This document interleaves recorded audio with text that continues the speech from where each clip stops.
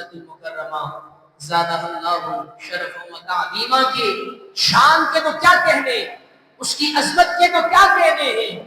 مکہ المکرمہ وہ عظیم گھر ہے کہ اللہ تبارک و تعالی نے سب سے پہلے اگر کوئی عبادت گاہ کا قیام کیا تو وہ مکہ المکرمہ زادہ اللہ شرف و تعظیمہ ہے۔ جی ہاں، تمام لوگوں کے لیے جو عبادت گاہ بنائی وہ مکہ المکرمہ۔ اب ذہن میں سوال یہ آئے گا کہ بیت المقدس کو بھی تو عبادت گاہ بنایا گیا، لیکن میرے محترم اور پیارے بھائیوں، بیت المقدس کو بھی عبادت گاہ بنایا گیا، وہاں پر بھی عبادت کا حکم ہوا، لیکن مکہ المکرمہ زادہ اللہ شرف و تعظیمہ وہ عظیم برکت والا گھر ہے، وہ عظیم گھر ہے کہ جو صرف مخصوص لوگوں کے لیے نہیں، مخصوص خطے کے لیے نہیں، مخصوص وقت کے لیے نہیں، بلکہ جب سے یہ دنیا قائم ہوئی ہے، جب تک دنیا باقی رہے گی، اللہ تبارک و تعالیٰ نے یہ برکت مکے کے حصے میں رہی ہے کہ بیت المقدس کو مخصوص وقت کے لیے عبادت گاہ بنایا گیا، لیکن مکہ المکرمہ کو صبح قیامت تک کے لیے عبادت گاہ بنایا گیا۔ صبح قیامت تک کے لیے وہ عبادت گاہ بنا رہے گا۔ اسی طریقے سے میرے محترم اور پیارے بھائیوں، مکہ المکرمہ کے شرف کے برکت کے تو کیا کہنے، وہاں پر بندہ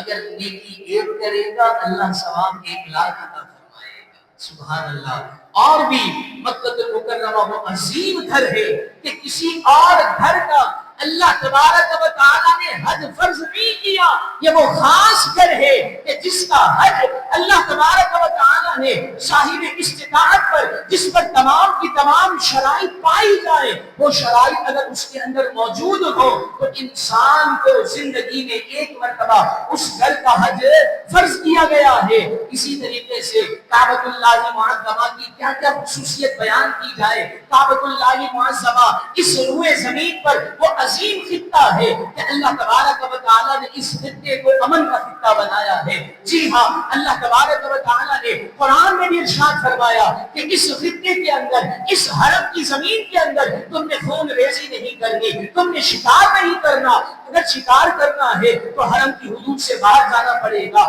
کیوں جانا پڑے گا؟ کیونکہ ہم نے مکے کو برکت والا بنایا، ہم نے مکے کو عظمت والا بنایا ہے۔ اسی طرح میرے محترم اور پیارے بھائیوں، اللہ تبارک و تعالیٰ کے عظیم گھر کی تو کیا ہی بات ہے کہ آپ کا اور میرا گھر ہونا، اوپر سے پرندے بھی گزر جاتے ہیں، اوپر سے پرندے گزر کر اس پر اپنی غلاظت بھی چھوڑ جاتے ہیں، لیکن سبحان اللہ، سبحان اللہ، جب بات آتی ہے انسانوں کی تو وہ بھی طواف کرتا ہے، جب بات آتی ہے پرندوں کی تو وہ بھی اوپر سے نہیں گزرتا بلکہ سائٹوں سے گزر کر یہ بتا رہا ہے، اے لوگوں، مکے کی عظمت یہ ہے کہ انسان تو انسان ہے، پرندے بھی اس کے اوپر سے نہیں گزرتے، پرندے بھی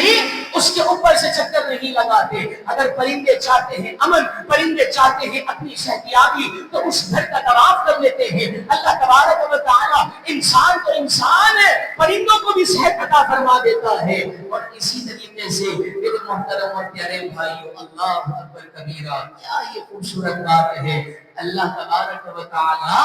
جس شہر کی قسم قرآن میں ارشاد فرمائے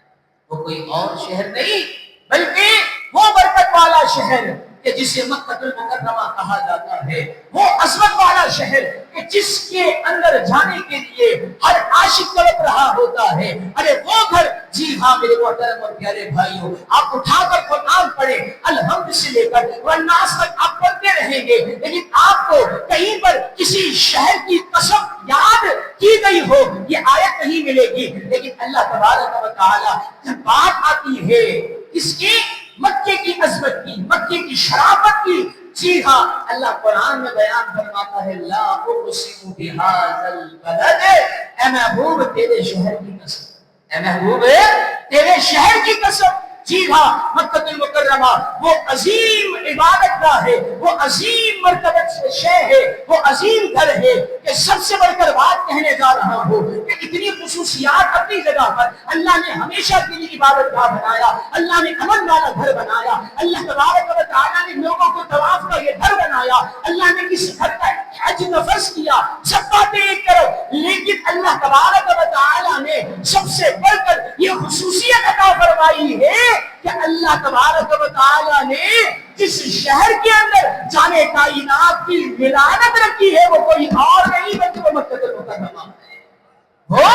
مکہ المکرمہ ہے جس میں آمینہ کا لال جلوہ گر ہوا 12 ربیع الاول کے دن صبح صادق کے وقت جگمگ کرتا ہوا اس جگمگ کرتے شہر کے اندر آیا، اور جب وہ بندہ آیا تو پھر کیا ہوا کہ اس کی جو رونقیں بحال کرتا گیا، اس شہر کے اندر جو بد تہذیبیاں پیدا ہو گئی تھی، اس شہر کے اندر جو غیر اللہ کی عبادت کی جاتی تھی، وہ آمینہ کا لال آیا اور اس نے کیا ہے اس گھر کو بتوں سے پاک کر دیا۔ میرے محترم اور پیارے بھائیوں، جبھی تو میں نے آیت مبارکہ پڑھی کہ ان اول بیت وضع للناس الذی ببکہ مبارک وہدی للعالمین، کہ اللہ تبارک و تعالی نے اس شہر کو برکت والا بنایا ہے، عالمین کے لیے رحمت بنایا ہے۔ سبحان اللہ سبحان اللہ۔ اے کاش آج میں آپ کے ذہن میں مکی کی عظمت کو اجاگر کرنے والا بن جاؤں۔ آج یہ کہتے ہیں کہ مجھے طلب تو ہے لیکن اسباب نہیں ہے۔ میرے محترم اور پیارے بھائیوں، طلب پیدا کرنا ہمارا کام ہے، طلب پیدا کرنا آپ کا کام ہے، اسباب پیدا کرنا